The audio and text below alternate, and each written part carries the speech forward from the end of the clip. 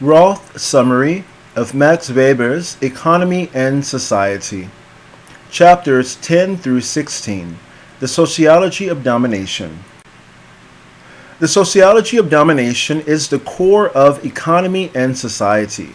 The major purpose of the work was the construction of a typology of associations, with most prominence given to the types of domination and their relation to want satisfaction through appropriation. To be sure, religion and law were constituent parts of the work, irrespective of whether Weber planned the chapters to be as comprehensive as they finally came to be. But the 1914 outline and the proportions of the manuscript show the sociology of domination to be the central thing. In the reception of the piecemeal translation of Economy and Society, the sociology of domination has been obscured as a whole.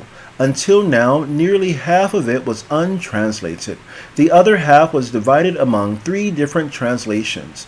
In the theoretical discussions, the three types of legitimate domination have usually been treated in isolation, and in research, the complex typology of domination has all too frequently been reduced to the simple dichotomy of charisma and bureaucracy, if not just to the so-called Weberian formal model of bureaucracy.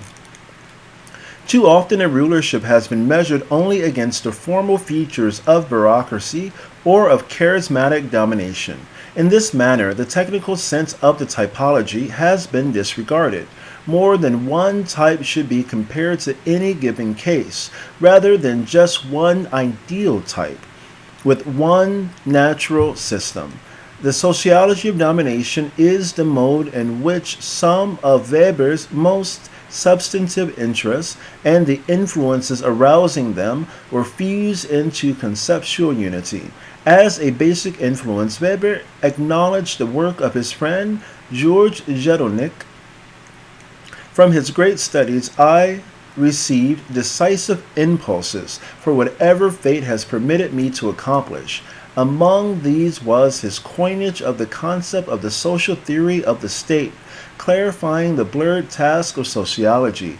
In his Allgemeine Staatslehre, Jeselnik defined as the ultimate objective elements of the state the social relations of men, as against metaphysical notions of its corporality.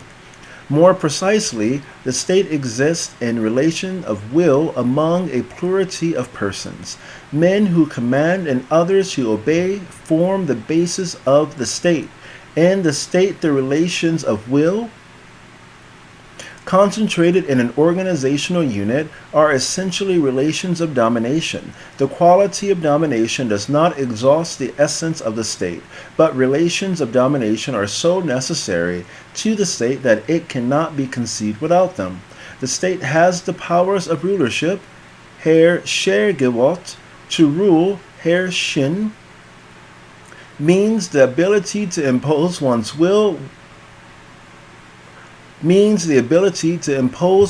own will upon others unconditionally. Only the state has this power to enforce its will unconditionally against other wills. It is also the only organization that rules by virtue of its inherently autonomous powers. The state, then, is that organizational unit equipped with underived powers of command. Weber differentiated Jeselnik's notion of rule. What Jeselnik called Herrschein, he called power, Macht. This left the term Herrschaft, domination, free for an adaptation of the Kantian categorical imperative. The situation in which the manifested will command of the ruler or rulers is meant to influence the conduct of one or more others the ruled, and actually does influence it in such a way that their conduct, to a socially relevant degree, occurs as if the ruled had made the content of the command the maxim of their conduct for its very own sake. Domination transforms amorphous and indeterminate social action into persistent association. Weber exemplifies the difference of domination from mere power with the case of monopolistic control in the market. In their own rational interests, the unorganized customers of a monopolistic enterprise may comply with its market dictate. This is domination by virtue of interest constellation. Through many gradual transitions, their relationship may be transformed into domination proper, that means by virtue of the authoritarian power of command. As it prevails in the large-scale industrial enterprise and on the manor.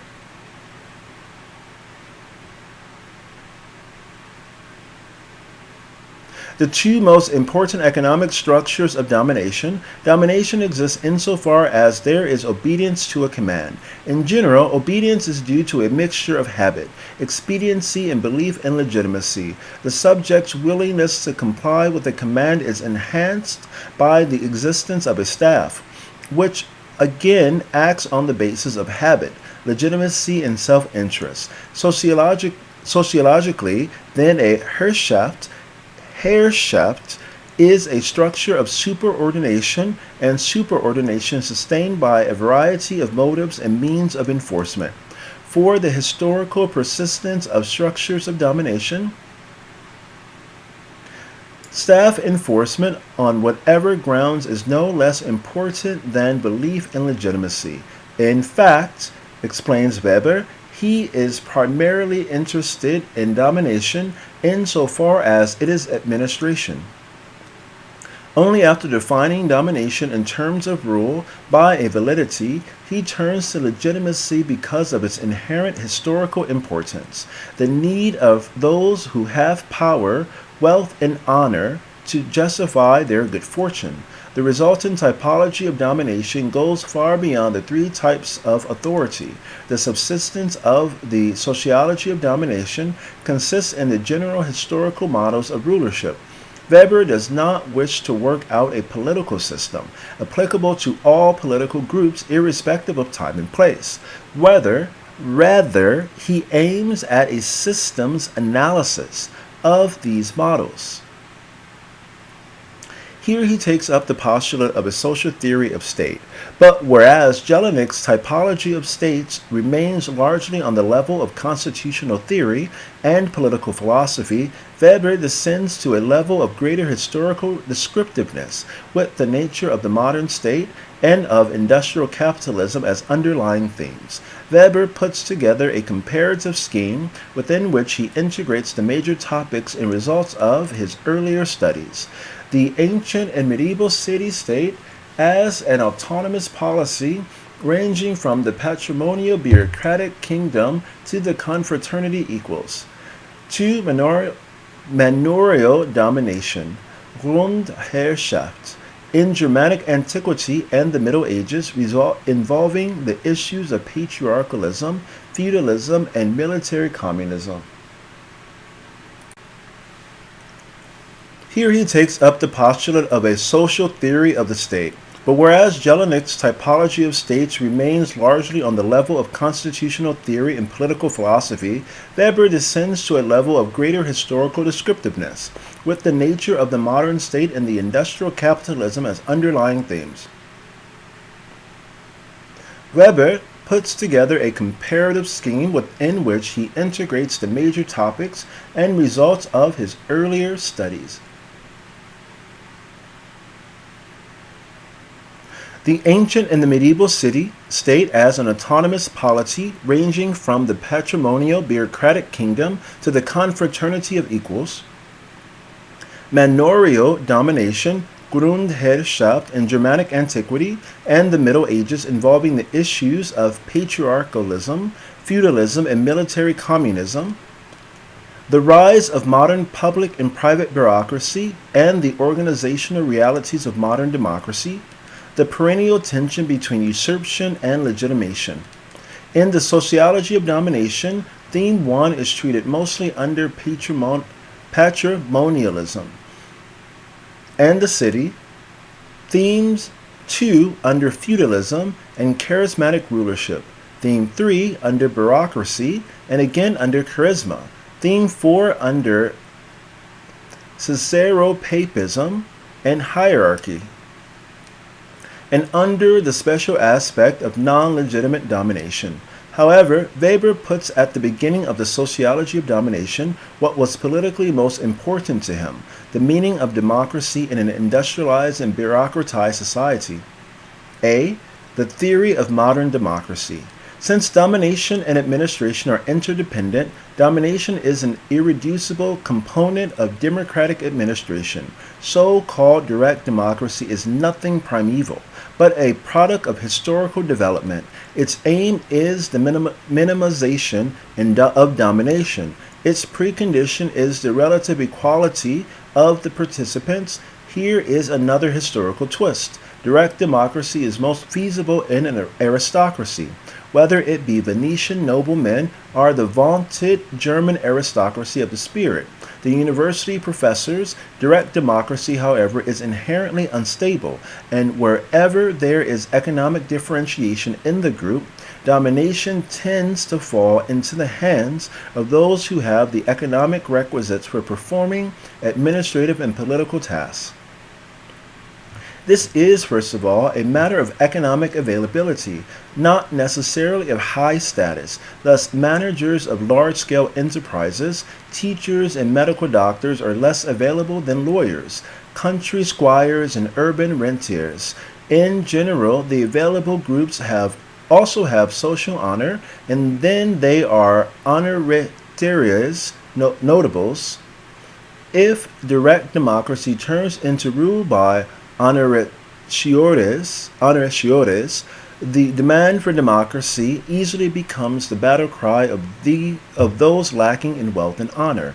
If direct democracy turns into rule by honoratiores, the demand for democracy easily becomes the battle cry of those lacking in wealth and honor. In that case, both sides may form parties, which tend to be tightly organized because their object is, after all, the struggle for power. If this happens, and if the community grows beyond a certain size, the meaning of democracy changes so radically that it no longer makes sense for the sociologists to ascribe to the term the same meaning as in the case discussed so far. Weber's own theory of modern democracy was directed against the many intellectuals, literati, to his left and right, who failed to understand the facts of parliamentary government and democratic party organization and were thus unable to weigh them against the prevalent monarchic constitutionalism or against panaceas such as the corporate state. Just as they failed to comprehend the technical imperatives of a private capitalist economy in contrast to state socialism and capitalism. Weber stressed the former similarity of the Democratic Party and the capitalist enterprise. If parties are legal and party affiliation is voluntary, the business of politics is the pursuit of ideal and material interests, which is as inevitable as the activism of a few against the passivity of the many. Under the conditions of mass suffrage, the leadership of the few rests on a mass mobilization, and this in turn requires an effective party apparatus. The party bureaucracy parallels those of state and economy. However, the bureaucratization of the parties does not necessarily spell the end of meaningful political democratization or of charismatic leadership. Here Weber's disagreement with Robert Michel reappears. Michel's iron law of oligarchy became for a time very influential in the American literature on democracy and party organization, but eventually Weber's conception gained ground through its popularization in Joseph Schumpeter's Capitalism, Socialism, and Democracy. The chapter on bureaucracy elaborates the partly supportive and partly antagonistic relations between bureaucracy and modern democracy, and between passive and active democratization. The chapter on charisma adds the transition to democratic suffrage and the selection of democratic leadership. It contains the important recognition that, far from being irreconcilable, charisma and bureaucracy may be interdependent. The adjustment of the Catholic Church to bourgeois democracy, especially in the United States, appears in the chapter on political and hierocratic domination. The chapter on the city deals with the theory of ancient and medieval democracy, providing the historical contrast to modern democracy. The dimensions of rulership. From the beginning, Weber deals with bureaucracy not only in its formal aspects, but as a status group with vested interests. At the core of his approach to rulership is the three-way struggle between ruler, staff, and subjects. The types of rulership are distinguished by differing forms of appropriation. Weber speaks of appropriation because the legal concept of property is too narrow for many historical cases. Appropriation involves the means and positions of administration, ranging from economic resources and weaponry to managerial and political functions. The seizure of goods and the extraction of services often originate in usurpation. Normally, appropriation is carried through by a group rather than individuals. Legitimacy is used to defend appropriation. Weber suggests, for example, that European feudalism, although in many ways an impossible structure of domination, survived as long as it did because the vassals needed the shield of legitimacy. This functional emphasis on legitimacy pervades the whole exposition. From the viewpoint of legitimation, the structure of sociology of domination is the following. 1. The historical models of bureaucracy, patriarchalism, patrimonialism, feudalism, Ständenstaat,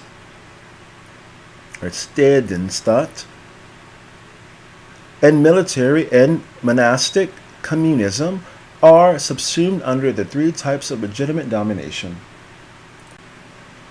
As the greatest force of legitimation in history, the priesthood is ceaselessly struggling for power with secular rulership. Their relationship is one of mutual antagonism as well as dependence. The city is the locus of specifically non-legitimate domination in history. However, the bulk of each chapter is concerned not with legitimacy, but with various strategies and resources of domination on the part of ruler and staff. In each chapter, the military constituency, which was basic to the analysis of the ancient states and the agrarian conditions of antiquity, is treated next to the civilian administration. In each chapter, the military constituency, which was the basic to the analysis of the ancient states in the agrarian conditions of antiquity, is treated next to the civilian administration. Each chapter also contains a section on the ethos and education of the status groups. Finally, the relation between each form of domination and economic development is examined. Weber finds that it is easier to state the impact of domination on the economy than vice versa. There are, for instance, striking similarities between the class struggle in the Italian cities of the Middle Age and in the Roman Republic, although the economic conditions were quite different. The reason lies in the limited number of administrative techniques available for effecting compromises among the status groups of a polity. Therefore, similarities of political administration must not be interpreted as identical superstructures rising over identical economic foundations. These things often obey their own laws.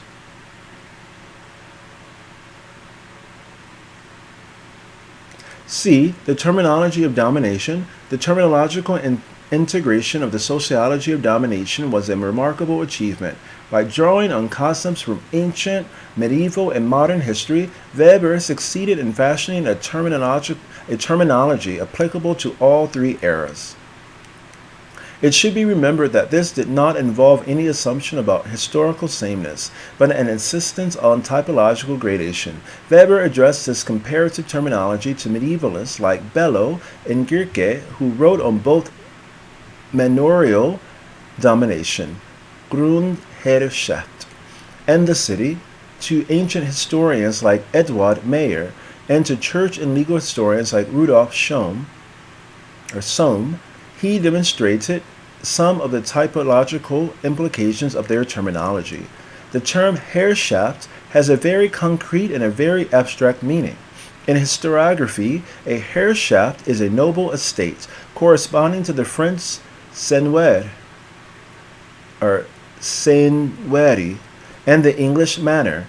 In the philosophy of history, Herrschaft is the basic category of superordination, and in this sense it loomed large in the work of the young Marx. Weber uses the term frequently in the historical sense and occasionally in the philosophical meaning. Sometimes he refers to the domination of man over man.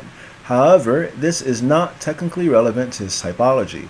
The Herrschaftsverband, authoritarian association, was a term widely used after the late 1860s when Goethe made it the standard contrast to the Genossenschaft, equalitarian association. The term patrimonial state was older still. It was introduced earlier in the 19th century by Karl Ludwig von Haller. Haller fought against the liberal doctrines of the social contract and for the thesis that all governmental authority was the private property of the ruler. He also elaborated the early ideal type of patrimonial bureaucracy. Whereas Haller equated patriarchalism and patrimonialism, Weber contrasted the two concepts and defined the latter as the political domination of a ruler with the help of his personal apparatus, consisting of slaves, retainers, ministeriales. This change reflected the controversy over the importance of Grundherrschaft, manorial domination, in Germanic history, which Weber downgraded in favor of the charismatic origin of political rulership. His 1914 letter to George van Bello stressed the distinction between patriarchal and patrimonial domination. Although I have good reason to think very modestly of my own expertise, I have no doubt that you are right about the existence of genuine political authority, not just private powers in European feudalism. It is astonishing that the old contrary theory to which admittedly I too adhered is still so persistently defended. Terminologically, I must limit the concept of patrimonialism to certain kinds of political domination. I hope you will find that I have sufficiently emphasized the absolute distinction between domestic, personal, and manorial authority on the one hand, and political Herrschaft on the other, which is none of these but rather military and judicial authority. This main thesis of your book will find no objection from my side.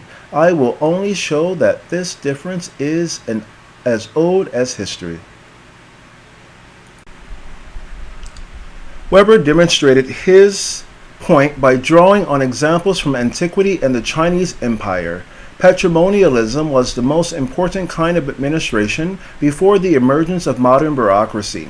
In the most centralized case, it constituted a patrimonial, bureaucratic administration with a state socialist ukos, economy, Rothbard's concept.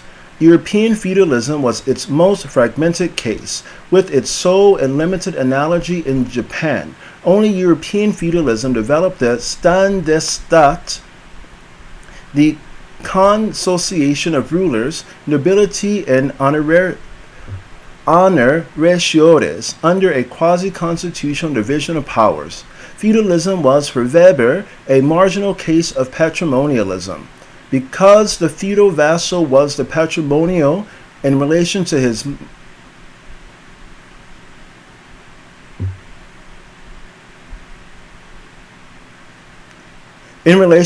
own retainers, and because the feudal principle did not completely replace the patrimonial administration of the realm.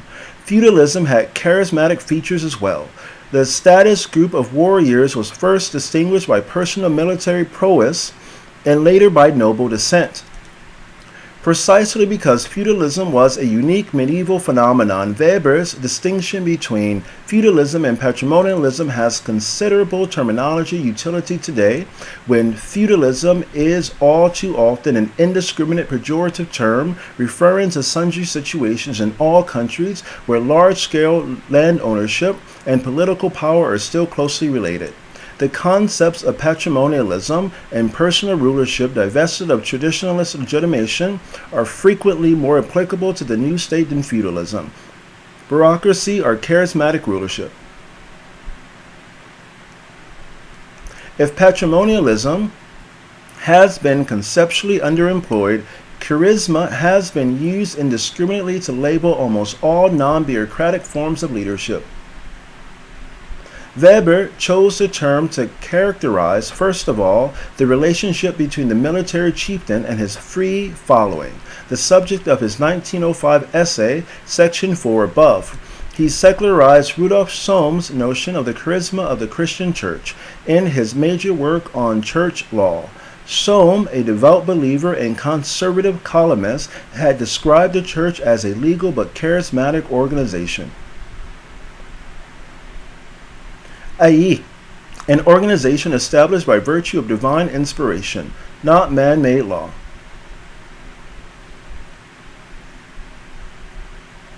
After using the concept of charisma in its religious connotations in the sociology of religion, Weber apparently decided that it should also denote the self-legitimation of political leadership, a usurpation challenge from the viewpoint of patriarchal, patrimonial, and bureaucratic legitimacy. Throughout history, political and religious charisma have warred and cooperated with one another. The secular rulers had to face, in one way or another, the institutionalized charisma of the priesthood, theocracy. Since Weber concerned himself with the charisma of both powers, he differentiated the traditional notion of theocracy, still his terminology in the agrarian condition in antiquity, into a typology of hierocracy, contrasting with Cicero-papism. The latter term denoted the complete control of the secular ruler over the church, and since this was true of both Anglican and Lutheran rulers, the phrase also suited Weber's penchant for nominalist irony. Successful political usurpers or their successors often endeavor to fortify their rule through religious legitimation. The foremost European examples were Charlemagne and Napoleon I. Whereas these two rulers controlled the church, others were more dependent. European history was profoundly influenced by the Great Clash and subsequent stalemate between empire and pope, a subject about Weber wrote his first major essay at the age of 13. This gave the Italian cities their historic opportunity to gain autonomy for a time from the patrimonial and hierocratic powers to usher the Renaissance with its unbridled individualism, an age of illegitimacy. The city, usurpation, and revolution. It has been asserted occasionally that the sociology of domination with the static ideal types cannot explain revolutionary change. Were this true, Marxism as well could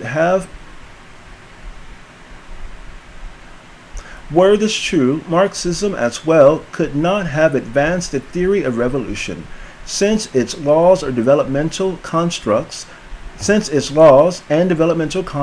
are nothing if not ideal types, as Weber pointed out in 1904. The fact is that his own theory of revolution appears in the guise of usurpation and non-legitimate domination because of its attention to administration and legitimacy.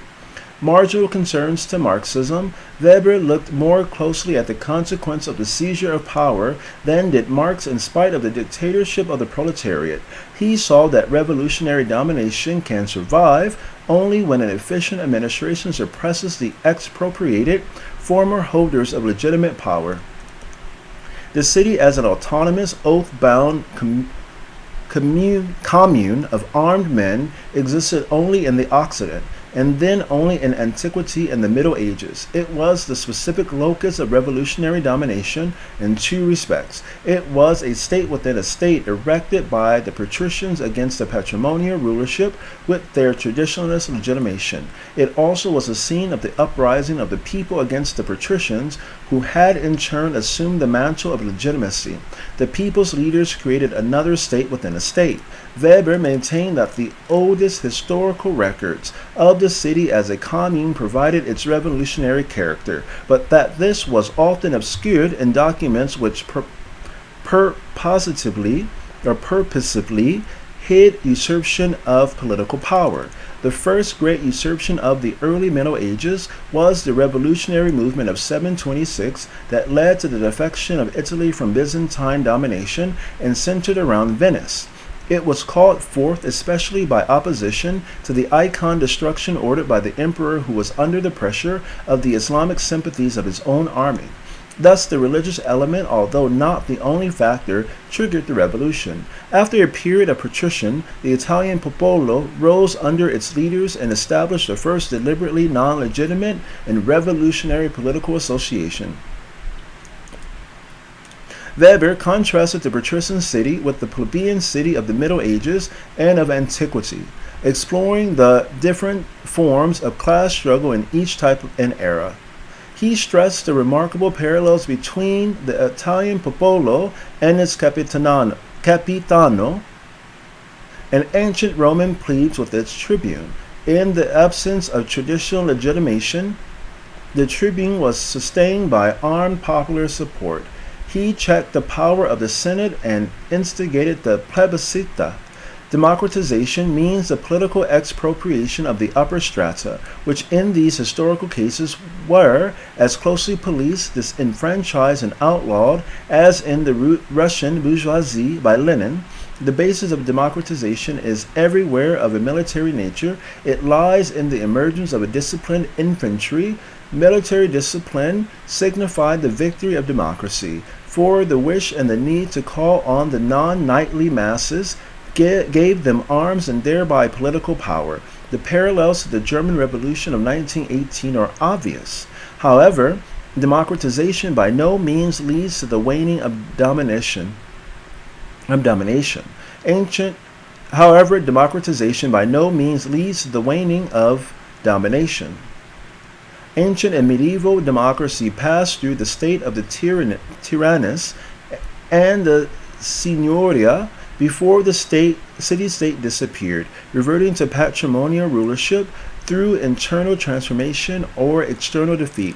But this historical cycle had very different results in the two eras. In antiquity, a universal empire came into being, suppressing private capitalism at the beginning of modern history. The competing patrimonial bureaucratic states created the European balance of power, one of the preconditions of modern capitalism.